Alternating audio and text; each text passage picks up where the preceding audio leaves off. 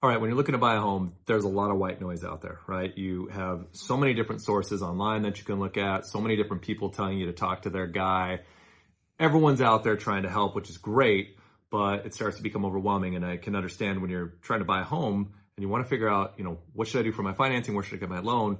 This can start to get a little bit confusing. So in today's video, I want to break down a little bit about how to compare one lender to the next and when to make sure that you're actually comparing apples to apples and not just getting involved with a fast-talking, swindling car salesman of a lender who makes you think the deal is a little bit better than it actually is. So jumping right in and just talking through this. There's two main factors that you're going to look at when it comes to comparing lenders. Now, this is assuming you've connected with people, you like them, you want to work with them, because that ultimately is one of the most important parts. You want to make sure that you trust this person. You want to make sure that you're in a position where you feel like they have your best interest at hand, and you also feel like they can get the job done. Are they going to be able to get you closed on time? That ultimately is the most important thing, right? Like, you don't necessarily want a loan, you want a home.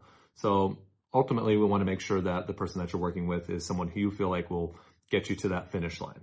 But now, let's just say you have a few different people you're considering and you're starting to wonder, all right, which deal is for me and how should I look at this? So the two factors to consider are, well, the obvious, the one that everyone talks about, the interest rate, right? You want to look at your interest rate and what type of loan program are you getting there? Are there any type of incentives with that interest rate? And that goes hand in hand with the second item, which is your closing costs. So jumping in and talking about this, I think what a lot of people don't realize is that there's a balance point between your interest rate and your closing costs. So in some cases, you may find a lender will offer you a very attractive interest rate, a very low interest rate, but then when you look at the closing costs, well, not so much. These costs could be a lot higher. Unfortunately, a lot of people don't even take it that far. They look at the lowest interest rate, they look at the monthly payment, and then they kind of get lost in the clouds and start to look at this like, okay, great, no problem. Yeah, it's expensive to buy a home. I was factoring a certain amount and this looks in line, not realizing that lender's actually charging them a lot for that lower interest rate. It may not be the better deal. So when you're going through and looking at this, you'll look at your interest rate first, right? And figure out who's offering a rate in a program that you're comfortable with that offers good terms. But then now look how that relates to those closing costs. So when it comes to the closing costs, the majority of the costs when you buy a home are going to come from a third party. They're not going to actually come from your lender. Your lender will have their costs for their services like processing, underwriting, everything that goes into funding the loan. And that'll all be an umbrella under one cost, which will be the origination charge. Long time ago, origination charge meant that someone was charging you points. That's not really the case now, although points and fees can be included in the origination charge. Just because you see these lenders' fees there doesn't mean you're being charged points. But that's a good question to ask, right? Ask up front. Are you charging me any points? Well, a point is a percentage of your loan amount. So you can see that listed on a loan summary or the loan estimate. But buyer beware. There are a lot of lenders out there right now who are getting very tricky with this. Are you charging any origination fees or points? No, not at all. This interest rate's just that low.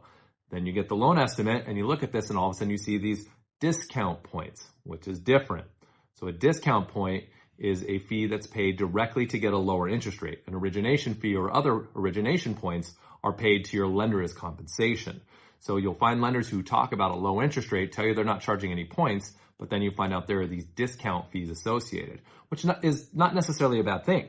But at the same time, maybe you could have got a better deal with the other lender. And a lender who practices this type of hat trick is probably not to be trusted, right? If they're going through and they tell you like, okay, great, there's no points, and then you find out there is a discount to get the actual interest rate they promised you. Well, that's something they should have brought up in the first place, not just hoping it got swept under the rug or looked over and you just moved on past that. So when you're going through and you're looking at this, right, you've got your interest rate, you want to look at the loan rate, make sure that the payment you're comfortable with, but then you want to look at how the closing costs, look at that. And when you look at the closing costs, look at your origination fees, and then look to see if there are any discount points. Those two right there will help you compare.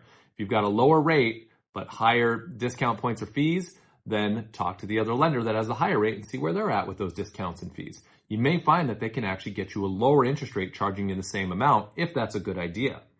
Outside of that, you're going to have your lender's costs that are associated with the loan, but generally third-party fees. And this is your appraisal charges, credit report fees, condo questionnaire fees, if you're buying a condo or there's an association. And these are third-party charges that go to a third party that your lender may collect on their behalf.